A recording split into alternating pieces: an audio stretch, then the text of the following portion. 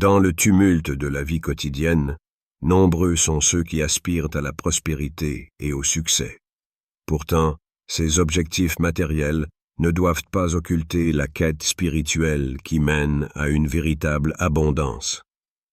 Le Saint-Coran, source inépuisable de guidance, offre des versets puissants qui, lorsqu'ils sont récités avec sincérité, peuvent ouvrir la voie à une richesse et un succès illimités. Le pouvoir de la supplication, doua, et de la confiance en Allah. La supplication, ou doua, est un acte fondamental dans la vie du croyant, représentant un lien direct et intime avec Allah. Elle incarne l'humilité, la soumission et la reconnaissance de notre dépendance totale envers notre Créateur. La nature de la supplication. Contrairement aux prières rituelles, salat, qui suivent des formes et des moments spécifiques, le doua est une invocation personnelle, spontanée, qui peut être formulée à tout moment et en toutes circonstances. C'est un dialogue sincère où le croyant exprime ses besoins, ses espoirs, ses craintes et sa gratitude envers Allah. Le prophète Mohammed, paix soit sur lui, a dit « L'invocation est l'essence de l'adoration ».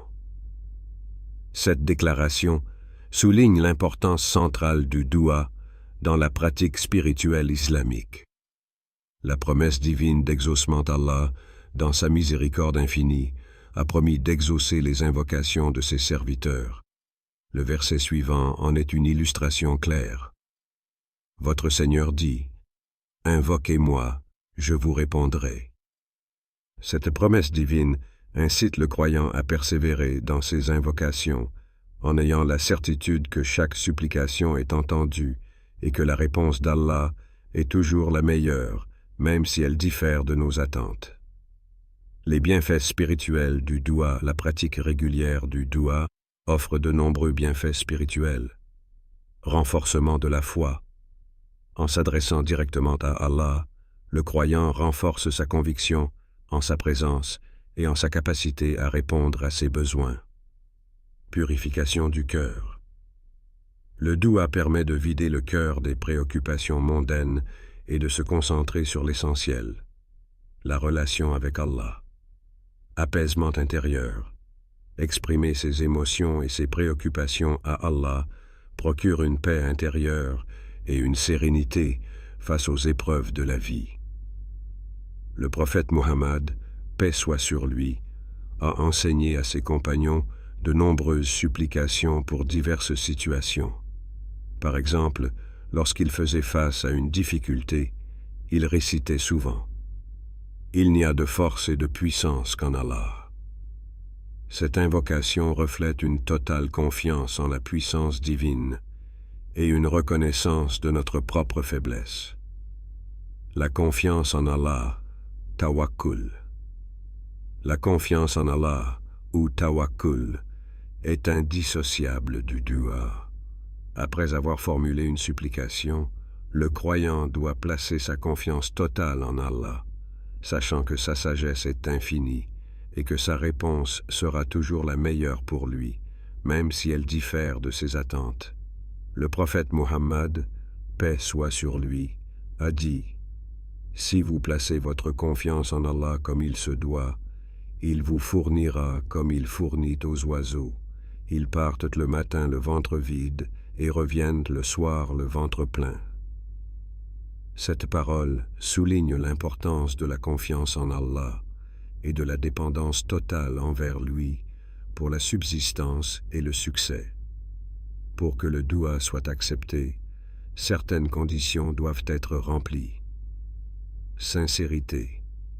Le doua doit être formulé avec une intention pure, sans hypocrisie ni ostentation. Conformité aux enseignements islamiques. Les demandes doivent être en accord avec les principes de l'islam et ne pas être en contradiction avec la volonté divine. Persévérance.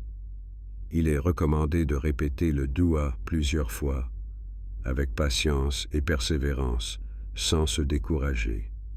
Après avoir formulé une supplication, il est essentiel d'exprimer sa gratitude envers Allah en reconnaissant ses bienfaits et en lui attribuant toute la louange.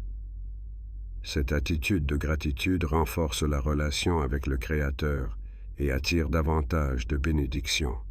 Allah dit dans le Coran, « Si vous êtes reconnaissant, je vous accorderai davantage. » Cette promesse divine incite le croyant à persévérer dans ses invocations, en ayant la certitude que chaque supplication est entendue et que la réponse d'Allah est toujours la meilleure, même si elle diffère de nos attentes. En somme, la supplication est un acte d'humilité et de soumission qui rapproche le croyant de son Créateur. Elle est un moyen puissant d'exprimer ses besoins, ses espoirs et sa gratitude envers Allah. En plaçant sa confiance en lui et en persévérant dans ses invocations, le croyant s'assure une réponse divine adaptée à ses besoins et à sa situation. Dans le vaste panorama des figures historiques et spirituelles, la reine de Saba, connue sous le nom de Bilqis dans la tradition islamique, se distingue par sa sagesse, son discernement et sa capacité à prendre des décisions éclairées. Son histoire, relatée dans le Coran, offre des enseignements profonds sur le leadership, la consultation, shura, et la réflexion dans la prise de décision. La rencontre entre la reine de Saba et le prophète Salomon. Le récit coranique commence lorsque le prophète Salomon, paix soit sur lui, reçoit une lettre de la reine de Saba, l'invitant à se soumettre à Allah. Face à cette invitation, Bilqis décide de consulter son entourage avant de prendre une décision. Elle convoque ses dignitaires et leur présente la situation, leur demandant conseil. Elle dit, « Conseillers, donnez-moi votre avis sur cette affaire. Je ne prendrai aucune décision avant de connaître votre avis. » Cette démarche illustre l'importance de la consultation dans le processus décisionnel, un principe fondamental en islam. La consultation shura. Un principe fondamental en islam.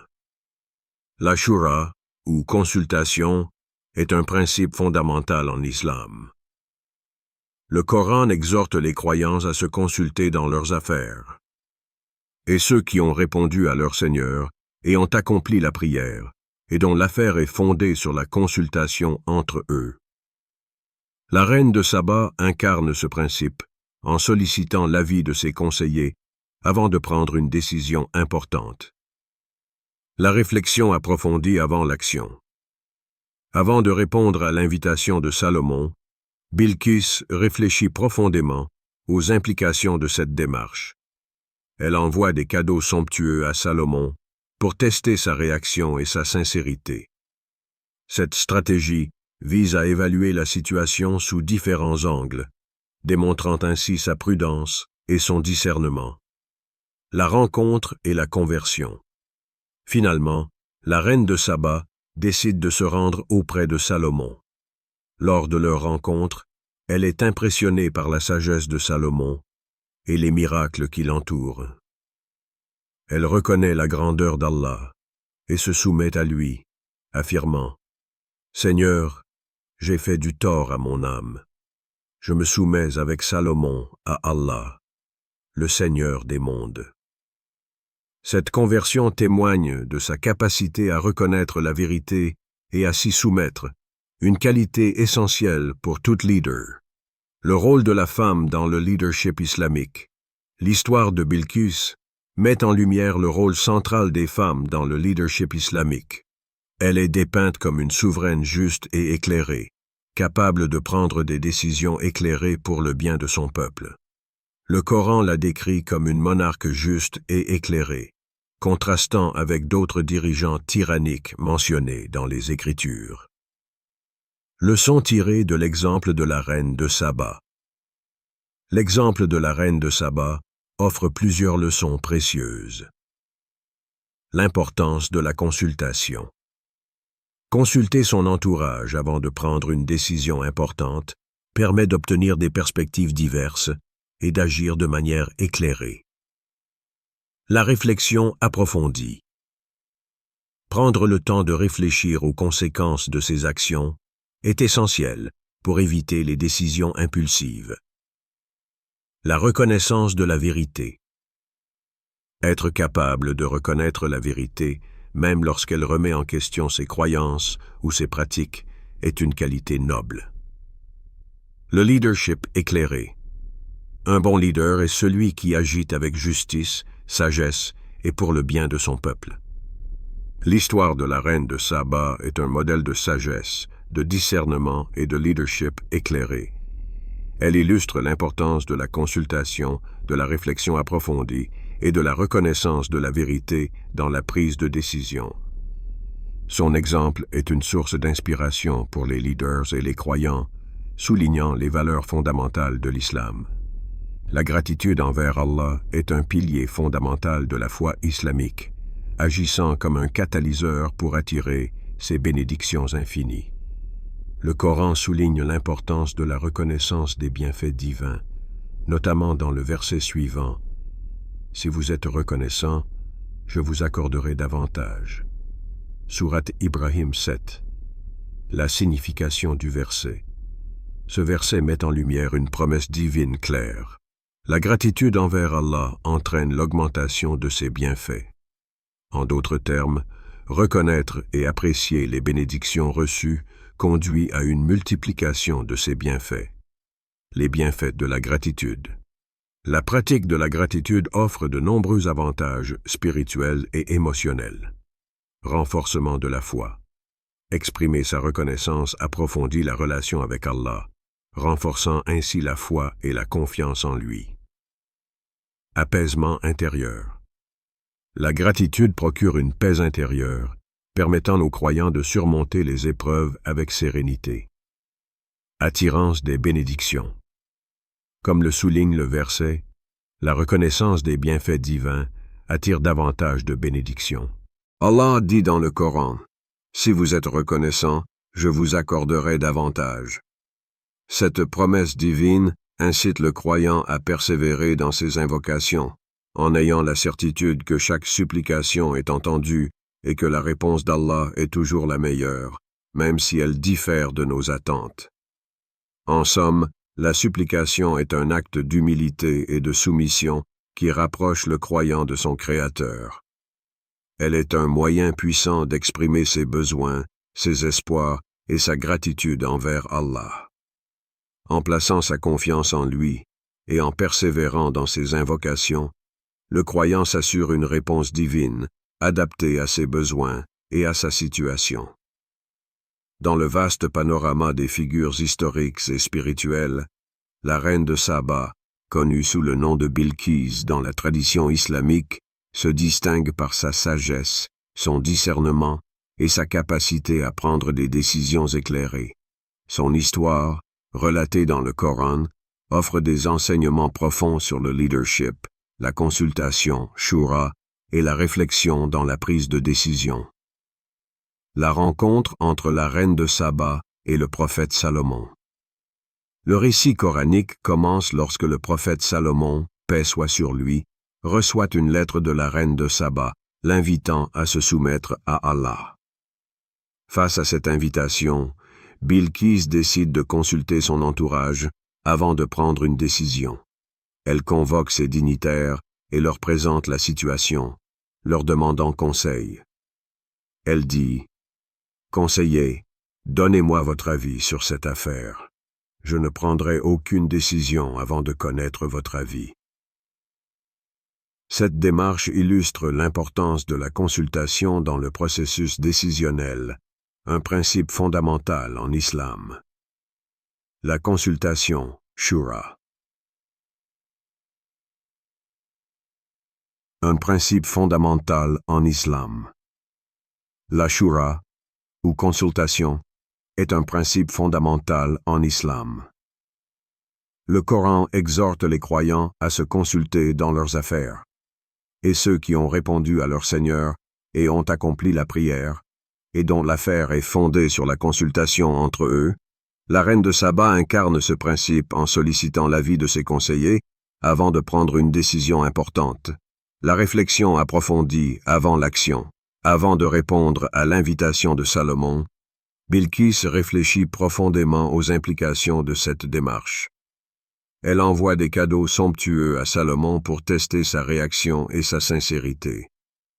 Cette stratégie vise à évaluer la situation sous différents angles, démontrant ainsi sa prudence et son discernement. La rencontre et la conversion. Finalement, la reine de Saba décide de se rendre auprès de Salomon. Lors de leur rencontre, elle est impressionnée par la sagesse de Salomon et les miracles qui l'entourent. Elle reconnaît la grandeur d'Allah et se soumet à lui, affirmant « Seigneur, j'ai fait du tort à mon âme. Je me soumets avec Salomon à Allah, le Seigneur des mondes. » Cette conversion témoigne de sa capacité à reconnaître la vérité et à s'y soumettre, une qualité essentielle pour tout leader. Le rôle de la femme dans le leadership islamique. L'histoire de Bilkis met en lumière le rôle central des femmes dans le leadership islamique. Elle est dépeinte comme une souveraine juste et éclairée, capable de prendre des décisions éclairées pour le bien de son peuple. Le Coran la décrit comme une monarque juste et éclairée, contrastant avec d'autres dirigeants tyranniques mentionnés dans les Écritures. Leçon tirée de l'exemple de la reine de Saba. L'exemple de la reine de Saba offre plusieurs leçons précieuses. L'importance de la consultation. Consulter son entourage avant de prendre une décision importante permet d'obtenir des perspectives diverses et d'agir de manière éclairée. La réflexion approfondie. Prendre le temps de réfléchir aux conséquences de ses actions est essentiel pour éviter les décisions impulsives. La reconnaissance de la vérité. Être capable de reconnaître la vérité, même lorsqu'elle remet en question ses croyances ou ses pratiques, est une qualité noble. Le leadership éclairé. Un bon leader est celui qui agit avec justice, sagesse et pour le bien de son peuple.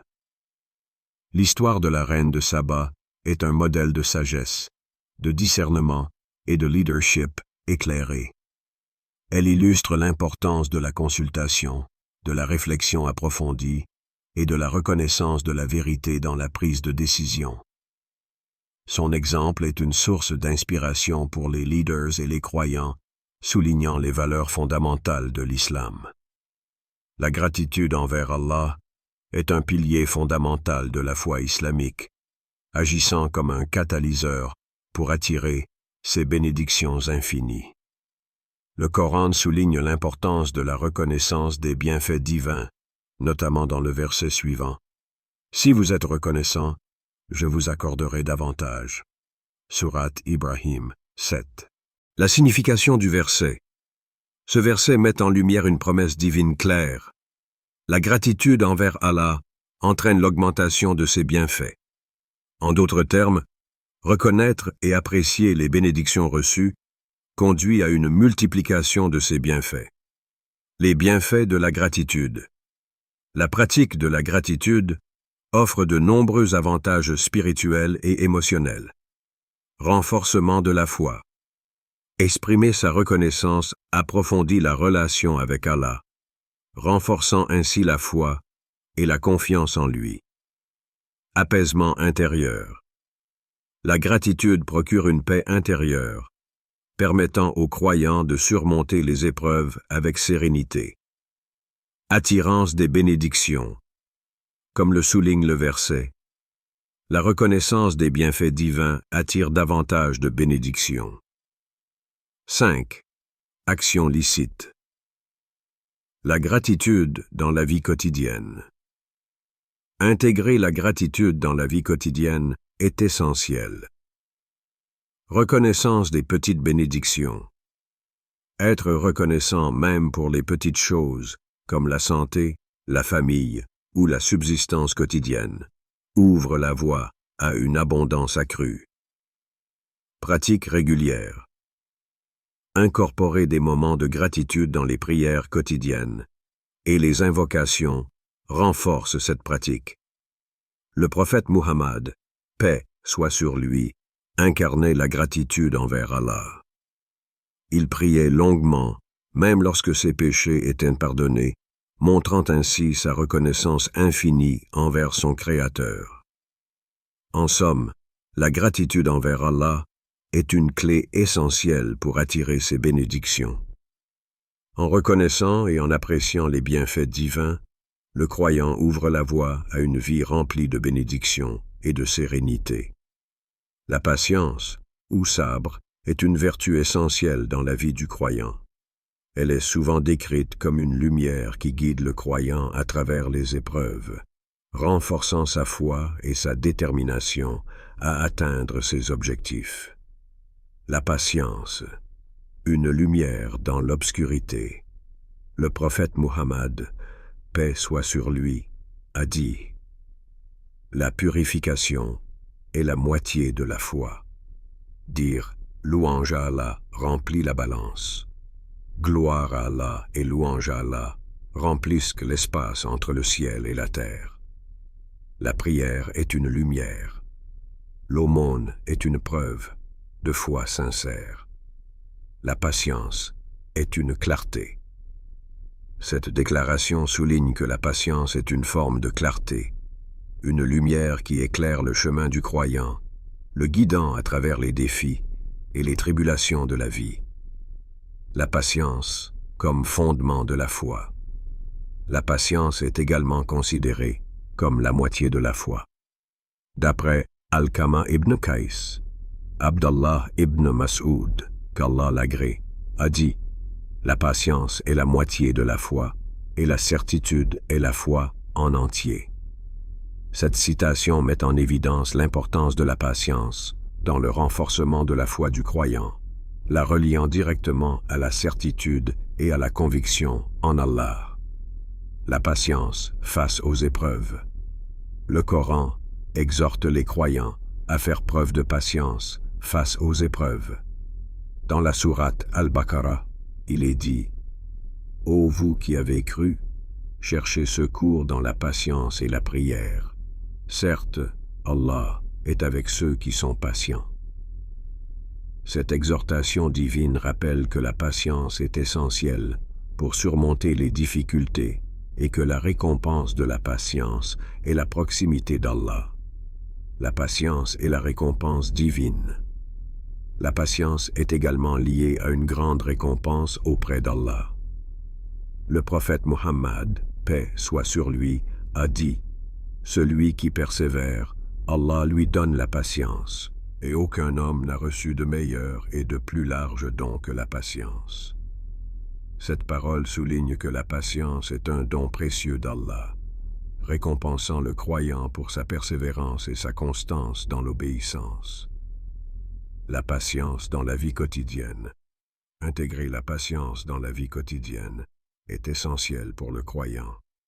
Elle permet de faire face aux défis avec sérénité, de maintenir une attitude positive et de renforcer la foi en Allah. Dans la quête de la prospérité et du succès, le recours aux invocations, du'as et aux pratiques spirituelles recommandées par l'islam est essentiel. Le wazifa, qui désigne une série d'invocations régulières, est un moyen puissant d'attirer la richesse licite, halal, et le succès dans les entreprises. 1. Récitation du verset de la provision. Le Coran offre des versets qui assurent la provision à ceux qui craignent Allah. Le verset suivant en est une illustration claire. Et quiconque craint Allah, il lui donnera une issue favorable et lui accordera ses dons par des moyens qu'il n'avait pas prévus. Sourate At-Talaq 2-3. La récitation régulière de ce verset est recommandée pour attirer la subsistance divine. 2. Méthode de récitation. Il est conseillé de réciter ce verset 100 fois après la prière de l'aube, Salat al-Fajr, en méditant sur sa signification et en plaçant sa confiance en Allah pour la provision. 3. Supplication, dua. Après la récitation, il est recommandé de faire une supplication sincère, demandant à Allah de vous accorder la richesse licite et le succès dans vos entreprises. Une invocation authentique est « Ô Allah, je te demande une connaissance bénéfique, un revenu pur et un travail accepté par toi. » Cette dua englobe la demande de savoir utile, de subsistance pure et d'actions agréées par Allah. 4. Confiance en Allah.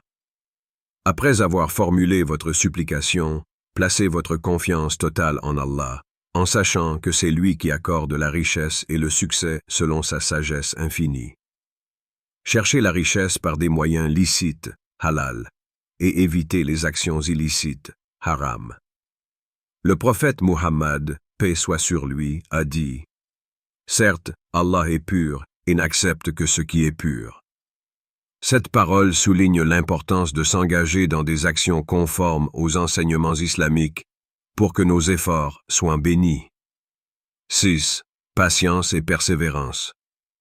Soyez patients et persévérez dans vos efforts, en ayant foi que les bénédictions d'Allah viendront au moment opportun.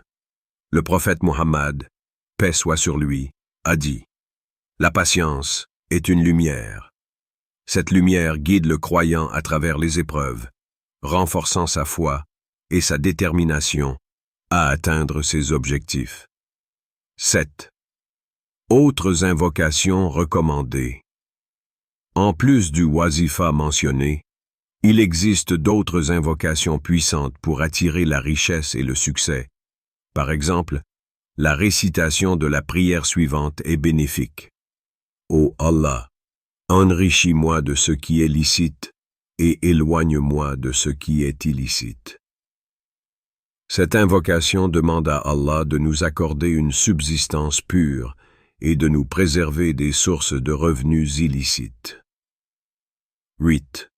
Pratique régulière. La clé de l'efficacité de ces invocations réside dans leur régularité et la sincérité de l'intention. Intégrez ces pratiques dans votre routine quotidienne, en ayant une foi inébranlable en la miséricorde et la générosité d'Allah. La richesse et le succès ne résident pas uniquement dans l'accumulation de biens matériels, mais dans la proximité d'Allah et la conformité à ses commandements. En intégrant les enseignements coraniques dans notre quotidien, en pratiquant la gratitude, la patience et la confiance en Allah, nous pouvons aspirer à une vie pleine de bénédictions et de succès illimités.